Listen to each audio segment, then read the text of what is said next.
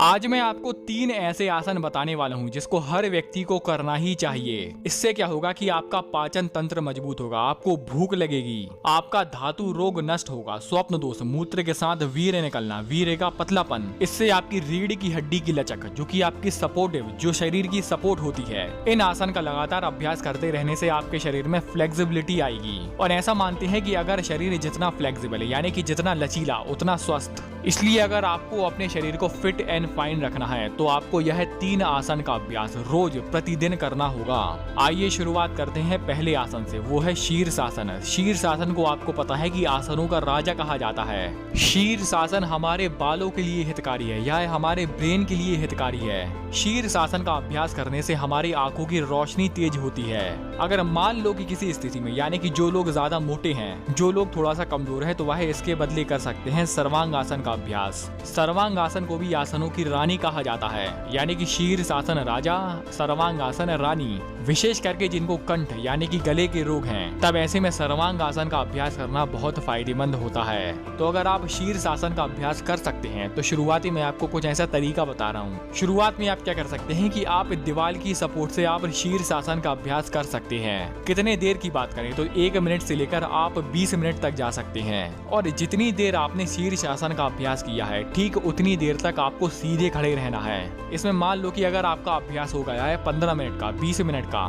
तब ऐसे में शीर्षासन का अभ्यास करने के बाद 20 मिनट तक खड़े रहना ये संभव नहीं है। तब ऐसे में आप क्या कर सकते हैं कि आप ऐसा कोई व्यायाम कर सकते हैं, ऐसा कोई आसन कर सकते हैं जिसमें खड़े रहने का काम ज्यादा हो, या कोई भी ऐसी क्रिया कर सकते हैं जिसमें खड़े रहने का काम हो।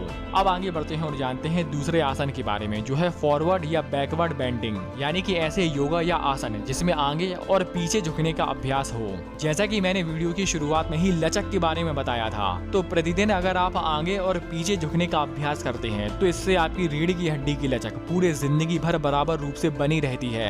और अगर रीढ़ की हड्डी में अगर लचक रहेगी तो इससे आपका जो वीर्य है वह ऊपर की ओर उठेगा, जिससे आपके शरीर में चमत्कार होंगे। आपका ब्रेन इतना शार्प होगा कि जो चीज आप एक बार पढ़ लेंगे वह चीज आपको जिंदगी भर ध्यान रहेगी। जब इस वीर्य की डायरेक्शन ऊपर की ओर हो जाती है तो आपके शरीर में कुछ ऐसे बदलाव होते हैं, आपको कुछ ऐसी दिव्य शक्तियां मिलती हैं जो कि एक आम पुरुष को, एक नॉर्मल व्यक्ति के लिए वह चीज असंभव है। अब आगे बढ़ते हैं और जानते हैं आखिरी आसन के बारे में, जो है लोल आसन। और हाँ, मुझे पता है कि इसका नाम सुनकर आपको हंसी आई होगी, लेकिन अगर आप इस आसन का अभ्यास प्रतिदिन करते हैं, पूरे दिन में सिर्फ 2 मिनट के लिए, तो यह 2 मिनट ही आपके शरीर में ऐसे बदलाव लाएंगे। इससे क्या होगा कि आपकी भूख खुलेगी, आपकी पाचन शक्ति बढ़ेगी, खाया पिया आपके शरीर में लगेगा।